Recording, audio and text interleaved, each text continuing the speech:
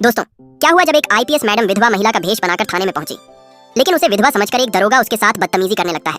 लेकिन दोस्तों, दरोगा को यह पता नहीं था कि जिसके साथ वह यह कर रहा है वह एक आईपीएस ऑफिसर है। लेकिन दोस्तों, उसके बाद आईपीएस मैडम उस दरोगा के साथ जो करती है उसे सुनकर आप भी हैरान रह जाओगे। दोस्तों, रात के करीब 10 बजे थे। देवगढ़ के एक आलीशान सरकारी बंगले में आईपीएस अवनी सिंह अपनी ऑफिस फाइलों के बीच बैठी थी।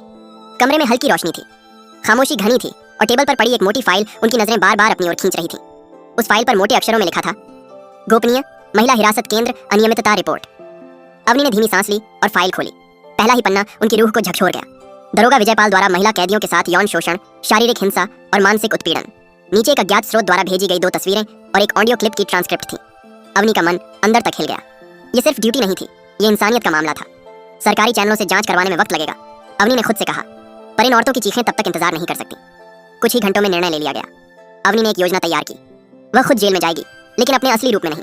वह कामिनी बनेगी, एक 35 वर्षीय विधवा महिला जिस पर पति की हत्या का झूठा आरोप है। नकली एफआईआर, नकली कोर्ट रिमांड, सब तैयार किया गया। बहुत कम अधिकारियों को इसकी जानकारी थी। 3 दिन बाद जेल के बड़े लोहे के गेट से एक पुलिस जीप अंदर दाखिल हुई। जीप से एक कमजोर सी दिखने वाली महिला उतरी। उसकी आंखों में डर था, चाल में डर था। लाचारी, फटे कपड़े, सिर पर पल्लू और कलाई से झूलती टूटी चूड़ियां। वह थी आईपीएस अवनी, जो अब कामिनी बन चुकी थी। जेल की पहली रात असहनीय थी। सीलन भरी कोठरी, सड़ी हुई दाल और गालियां देती महिला प्रहरी। अवनी ने हर क्षण को महसूस किया, क्योंकि यहीं से मिशन की शुरुआत होनी थी। दूसरे दिन एक औरत ने धीरे से पास आकर कहा, बहन, नई आई हो, ज्यादा बोलना मत। दरोगा की नजर पड़ गई तो समझो खत्म हो गई। वह महिला थी समीना, जो पिछले 4 सालों से बिना सुनवाई जेल में थी। क्यों? अवनी ने मासूमियत से पूछा। समीना की आंखें छलक उठी। वह रात में औरतों को बुलाता है, जो नहीं जाती उसे पीटता है या खाने में कुछ मिला देता है। उस रात अवनी ने तय किया, अब हर दर्द को अपनी आंखों से देखेगी। उसने कोठरी की दरारों में एक छोटा कैमरा छुपा रखा था। उसकी वर्दी और असली पहचान जेल के बाहर ड्राइवर आलोक के पास सुरक्षित थी। तीसरी रात दरोगा विजयपाल पहली बार सामने आया। लंबा, भारी शरीर, आंखों में वासना की आग और चेहरे पर सत्ता का घमंड। नहीं हो? उसने सवाल किया। अवनी ने सिर झुका लिया। नाम कामिनी। आवाज इतनी धीमी थी कि शायद दीवारें भी न सुन पाएं। दरोगा ने उसकी ठोड़ी पकड़कर चेहरा ऊपर किया और मुस्कुराया। अच्छा है, नई हवा आएगी जेल में। उसकी नजरें बता रही थीं कि जल्द ही वह कामिनी को भी उसी रास्ते पर ले जाएगा जिस पर कई औरतें टूट चुकी थीं। अवनी ने कैमरे की रिकॉर्डिंग चेक की। सब सही चल रहा था, लेकिन यह सिर्फ शुरुआत थी। उस रात कोठरी में नींद नहीं आई। चारों ओर से आती सिसकियों की गूंज और दिल में उबाल मारती क्रांति एक नई ऊर्जा पैदा कर रही थी। अवनी ने बंद मुट्ठी खोली और खुद से वादा किया, अब किसी की सिसकियां दबेंगी नहीं। अब दरिंदों के दिन गिने जा चुके हैं। जेल के गलियारों में उस रात अजीब सी खामोशी थी। हवा जैसे रुक गई हो, दीवारों में भी सिसकियां अटकी हों। अवनी, जो अब भी कामिनी के भेष में थी, कोठरी के कोने में बैठी अपनी सोच में डूबी थी। 3 दिन बीत चुके थे, लेकिन जिस भयावहता की कल्पना उसने की थी वह असलियत में और भी ज्यादा डरावनी थी। अचानक गेट खुला। 2 प्रहरी अंदर आए और बोले, 114 नंबर बाहर, चलो, साहब ने बुलाया है। 114 नंबर, यही था कामिनी यानी अवनी का नंबर। अवनी ने भीतर से खुद को संभाला और बाहर निकल आई। उसे जेल के उस हिस्से में ले जाया गया जिसे आम कैदियों के लिए निषिद्ध माना जाता था। वहां था दरोगा विजयपाल का कमरा, एक आलीशान ऑफिस, दीवारों पर तस्वीरें, मेज पर रखी शराब की बोतल और एक कोने में आरामदायक सोफा। जेल के भीतर एक अलग ही दुनिया। आओ, नई रानी, विजयपाल ने कुर्सी पर बैठे बैठे कहा। नाम क्या बताया था? कामिनी। अच्छा नाम है, लेकिन अब तुम्हारा नाम वही होगा जो मैं बुलाना चाहूँ। उसकी आंखों में वहशीपन था। अवनी ने नजरें नीची कर लीं, लेकिन भीतर ही भीतर उसकी नसें तन चुकी थीं। कैमरा अब भी चालू था। उसके घूंघट में छुपा हुआ माइक्रो कैमरा सब रिकॉर्ड कर रहा था। विजयपाल ने आगे बढ़कर उसकी ओढ़नी खींचनी चाहिए, लेकिन तभी अवनी एक झटका देकर पीछे हट गई। डरती हो? जी, अवनी ने कांपती आवाज में कहा। विजयपाल हंसा। अभी तो शुरुआत है कामिनी, यहाँ डरने की नहीं, आदत डालने की जरूरत होती है। उसने बेल बजाई। एक महिला प्रहरी अंदर आई। विजयपाल ने कहा, इसे वीआईपी बैरक में रखो, मेरी नजर के नीचे। अवनी को एक नई कोठरी में डाल दिया गया, थोड़ी बड़ी, थोड़ी साफ, लेकिन एक जाल की तरह, जहाँ हर कोना दरोगा की निगाहों में था। रात के 2 बजे थे। दरवाजा खुला। समीना चुपचाप अंदर आई। कामिनी बहन, रात में सावधान रहना, वह कभी भी आ सकता है। कई औरतें इसी कोठरी से टूटी हैं। अवनी की आंखें छलक उठी, लेकिन आवाज में दृढ़ता थी। तुम्हारी आवाज अब सिर्फ दीवारों से नहीं टकराएगी समीना, मैं वादा करती हूँ। अगली 2 रातें दरिंदगी और डर की सीमाओं को पार करने वाली थीं। दरोगा ने कामिनी को अपने करीब लाने की हर कोशिश की, कभी मीठे बोल, कभी जबरदस्ती, कभी धमकी, लेकिन अवनी हर बार झुककर, डरकर, रोकर भी अपने लक्ष्य को और पास ले आती। उधर जेल के बाहर ड्राइवर आलोक हर दिन एक वकील के भेष में जेल के पास मंडराता, हर फुटेज को सुरक्षित करता, मीडिया और उच्च अधिकारियों से संपर्क बढ़ाता। और फिर चौथी रात आई, वो रात जब दरोगा ने साफ साफ कह दिया, आज की रात तेरी परीक्षा की रात है, या तो मेरी होगी या फिर तेरा वजूद मिटा दूंगा। अवनी की कोठरी का दरवाजा खुला, लेकिन इस बार वह अकेली नहीं थी। उसके पास एक छोटी डिवाइस थी जो सिग्नल भेजकर आलोक को संकेत देती थी। जैसे ही दरोगा उसके पास पहुंचा और ज्यादती की कोशिश की, अवनी ने डिवाइस सक्रिय कर दी। जेल के बाहर खड़ी गाड़ी में आलोक अलर्ट हो गया। पुलिस कमिश्नर, महिला आयोग और 2 पत्रकारों को लेकर वह तुरंत रवाना हुआ। जेल की अंधेरी रात अब उजाले की आहट सुनने लगी थी। अवनी अब भी कामिनी के चेहरे में थी, लेकिन उसकी आंखों में क्रांति की आग साफ चमक रही थी। जेल की उस तीसरी रात का अंधकार कुछ अलग था। हवा भारी थी, दीवारों में सिसकियां नहीं, अब चुप्पी थी, एक साजिश की चुप्पी। कामिनी अब अवनी नहीं लग रही थी, वह अब भीतर ही भीतर एक चक्रवात बन चुकी थी। रात के 11 बजे थे। दरोगा विजयपाल शराब के नशे में डूबा हुआ अपने कमरे से निकलकर सीधा उस वीआईपी कोठरी की ओर बढ़ा जहां कामिनी थी। उसके हाथ में शराब की बोतल, आंखों में हवस और जेब में एक चाबी थी। रंजीत ने दरवाजा खोला। आज कोई बहाना मत बनाना कामिनी, आज तू मेरी होगी, चाहे जोर से चीखना पड़े या चुपचाप मानना पड़े। अवनी ने डरते हुए 2 कदम पीछे खिसकते हुए कहा, मैं आपकी सेवा को तैयार हूं साहब, बस थोड़ी दया दिखाइए। विजयपाल ने दरवाजा बंद किया। अंदर अब कोई तीसरा नहीं था। तभी अवनी ने धीरे से कमर के पीछे लगे बटन को दबाया। लाइव फीड चालू हो गया। ड्राइवर आलोक ने ठीक उसी वक्त वीडियो को ऑनलाइन शेयर करना शुरू कर दिया। विजयपाल ने जैसे ही अवनी के करीब आने की कोशिश की, अवनी ने कहा, पहले आपकी सेवा करूं या वह बताऊं जो मैं जानती हूं? विजयपाल ठिठक गया। क्या मतलब? अवनी अब सीधी खड़ी हो गई, चेहरे से डर नहीं बल्कि आग झलक रही थी।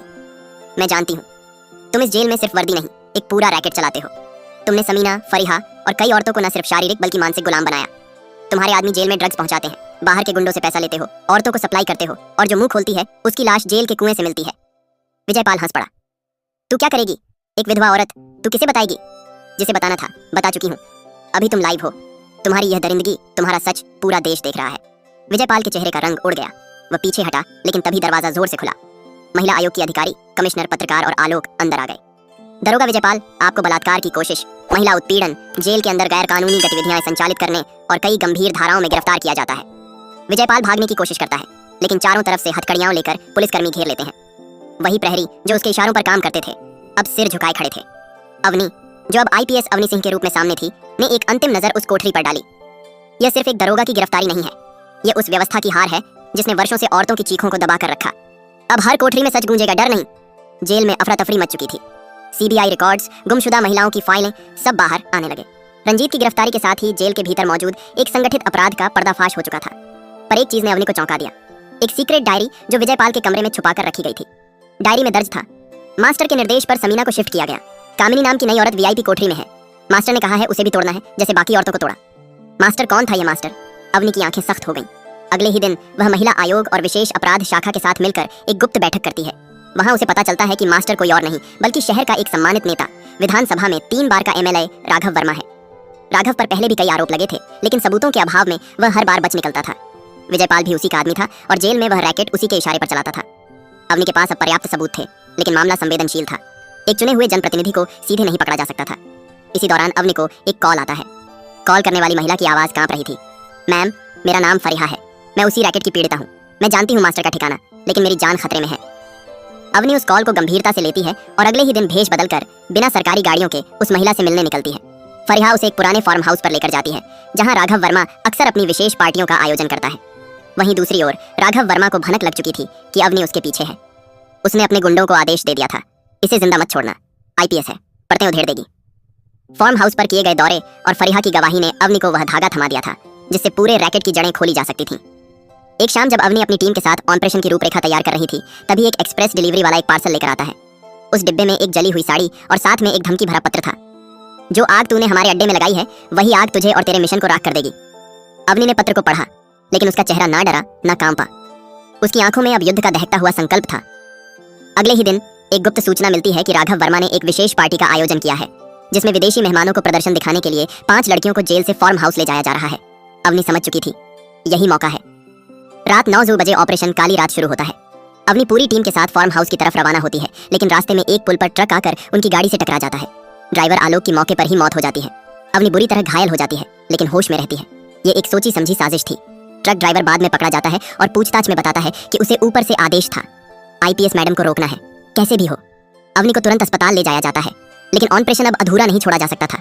होश में आते ही वह दर्द से कराते हुए कहती है, मेरे साथियों को कॉल करो, ऑपरेशन जारी रहेगा, मैं खुद चलूंगी, चाहे स्ट्रेचर पर क्यों ना जाना पड़े।